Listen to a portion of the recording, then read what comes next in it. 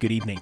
Phil Lindeman with your Krystal 93 News from Luna Lending. I was banging on his window. He had his window partially cracked, and I was yelling at it. He was non-responsive, so I got 911 on the line. That was a Krystal 93 listener from earlier this afternoon when a tanker swerved into a snowbank on dry Loveland Pass about 1 mile downhill from Arapahoe Basin. I'm thinking, well, there's a runaway truck ramp like 100 yards down. What's this guy doing? So I knew there was something wrong. Our listener, Evan, pulled over and found that the driver was breathing but unconscious. He was like wedged between the driver and the passenger seat, still in his seatbelt, and his engine was still running. Summit Fire and EMS arrived. Firefighters broke into the truck through a window and then took the driver to the hospital by ambulance.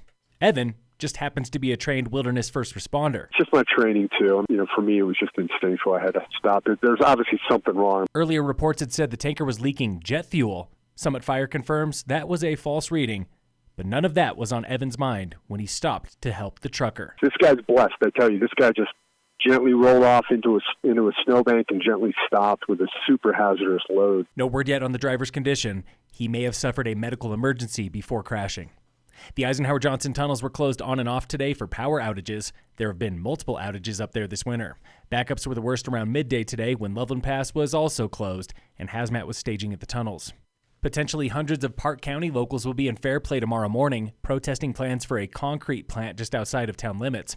This hearing was supposed to happen a month ago, but an estimated 200 people came, and Park County was forced to reschedule in a larger room. Neighbors are worried about noise, water pollution, and new traffic on Highway 9. A petition on change.org has over 700 supporters. The property owner says his plant will be no worse than the existing mine that already operates there. Tonight in Dillon is another heated meeting, this one for a 5-story condo and restaurant complex overlooking the lake.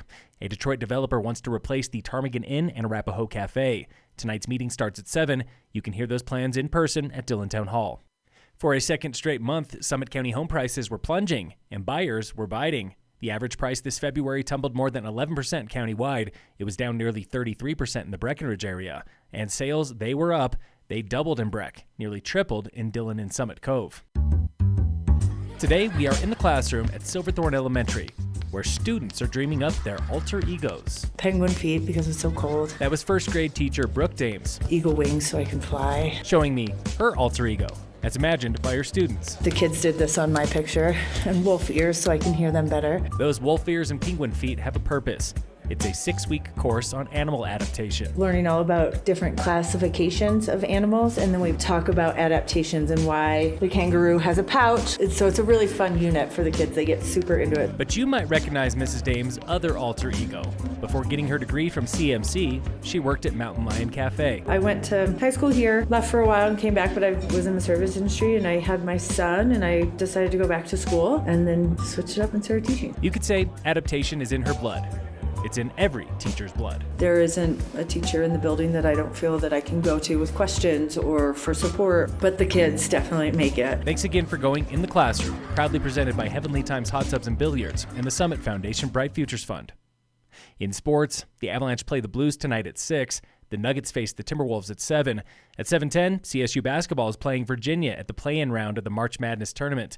The Rams are the favorites. And in local sports, Summit High Boys Lacrosse is playing Vail Mountain School at home today. Phil Lindeman, Krystal 93 News.